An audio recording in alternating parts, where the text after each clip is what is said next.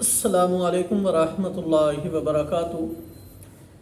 رسول اللہ صلی اللہ علیہ وسلم ارشاد فرماتے ہیں علیکم بالسنا والسنود فإن فیہما شفاء من کل داء الا السام۔ رسول اللہ صلی اللہ علیہ وسلم ارشاد فرماتے ہیں کہ سنا اور شہد کو اپنے اوپر لازم کر لو، اس لیے کہ ہر بیماری سے ان دونوں چیزوں کے اندر شفا ہے سوائے سام کے۔ قیل یا رسول اللہ صلی اللہ علیہ وسلم محمد سام، عرض کی گئی یا رسول اللہ صلی اللہ علیہ وسلم سام کیا چیز ہے؟ تو نبی پاک صلی اللہ علیہ وسلم نے ارشاد فرمایا کہ وہ موت ہے، یعنی سنا اور شہد کے اندر موت کے علاوہ ہر بیماری کے لیے کیا ہے؟ شفا ہے۔ حضرت ابو سعید خدری رضی اللہ تعالیٰ عنہ روایت کرتے ہیں کہ رسول اللہ صلی اللہ علیہ وسلم کے پاس ایک شخص آیا اور آ کر عرض کرتے ہیں یا رسول اللہ صلی اللہ علیہ وسلم میرے بھائی کو پیٹ کی تکلیف ہے، اسے اسہال لگ چکے ہیں، موشن لگ چکے ہیں۔ تو رسول اللہ صلی اللہ علیہ وسلم نے اسے حکم دیا کہ جاؤ اور اپنے بھائی کو شہد پلاؤ۔ پھر وہ آیا، کہتا ہے یا رسول اللہ صلی اللہ علیہ وسلم افاقہ نہیں ہوا، مرض بڑھتی گئی ہے۔ نبی پاک صلی اللہ علیہ وسلم نے دوسری مرتبہ پھر ارشاد فرمایا اسے شہد پلاؤ۔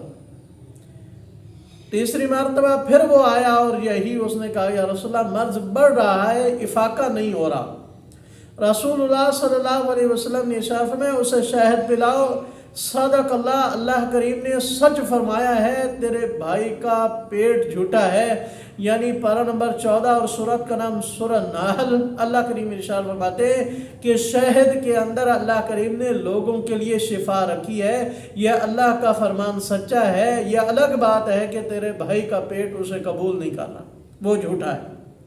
چوتھی مرتبہ پھر وہ گیا اور پھر شہد پلائی تو وہ کہتا ہے کہ اب کی بار میرا بھائی پیٹ کی بیماری سے شفا یاب ہو گیا۔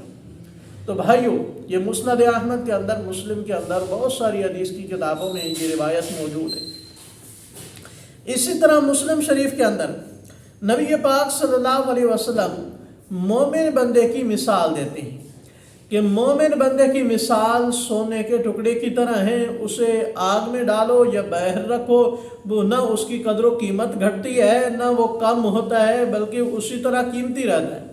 یعنی مومن کے اوپر جیسے کیسے حالات آئیں اس کی قدر و قیمت اسی طرح اللہ کے یہاں ہے، اس کے ایمان میں کمی نہیں آتی۔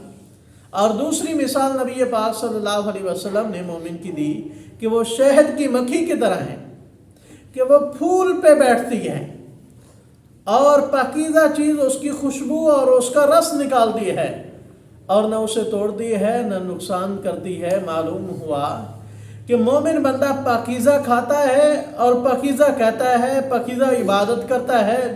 آپ نے فرمایا شہد کی مکھی پاکیزہ کھاتی ہے، پاکیزہ ہی نکالتی ہے۔ تو بھائیو، نبی پاک صلی اللہ علیہ وسلم نے ارشاد فرمایا اگر تمہاری دوائیوں کے اندر بھلائی ہے، خیر ہے، تو وہ حجامہ لگوانا ہے، پسنا لگوانا ہے۔ نبی پاک صلی اللہ علیہ وسلم نے ارشاد فرمایا شہد پینا ہے اور آگ سے داغنا ہے اگر وہ بیماری کے موافق ہو، لیکن یہ تیسرا علاج مجھے پسند نہیں ہے۔ تو نبی پاک صلی اللہ علیہ وسلم نے ارشاد فرمایا کہ اگر کوئی دوائی ایسی ہو جس میں بھلائی ہے، خیر ہے، مجھے پسند ہے، تو وہ شہد ہے۔ تو بعض دفعہ لوگ یوں چاٹتے ہیں تلی پہ رکھ کے یا چمچ کے ساتھ کھاتے ہیں، گرمی محسوس کرتے ہیں تو اس کو پانی میں ملا کر پیا جائے۔ رسول اللہ صلی اللہ علیہ وسلم اسے پانی میں ملا کر پینا بہت زیادہ پسند کرتے تھے۔ اور حضرت انس رضی اللہ تعالیٰ عنہ کہتے ہیں، بڑے فخر سے کہتے تھے میرا یہ وہ پیالہ ہے جس کے اندر میں نے رسول اللہ صلی اللہ علیہ وسلم کو نبیذ بھی پلایا، میں نے آپ کو دودھ بھی پلایا، میں نے آپ کو شہد بھی پلایا، اور میں نے شہد ملا پانی بھی پلایا نبی پاک صلی اللہ علیہ وسلم۔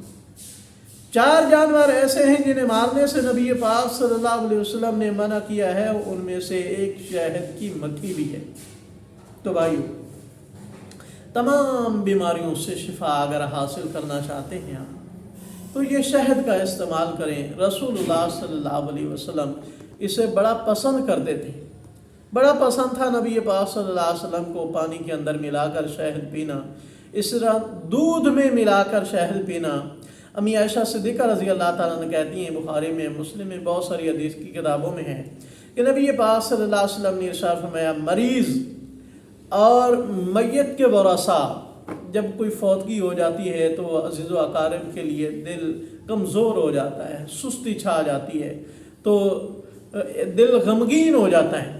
تو رسول اللہ صلی اللہ علیہ وسلم نے ارشاد فرمایا، غمگین دل والوں کے لیے تلبینہ بہت اچھی چیز ہے، یعنی دودھ اور شہد ملا کر دلیا بنا کر کے مریض کو کھلایا جائے، اس سے دل مضبوط ہوتا ہے اور اس سے غم بھی دور ہوتے ہیں۔ تو معلوم ہوا شہد کے استعمال سے شفا بھی ملتی ہے اور غم بھی دور ہوتے ہیں۔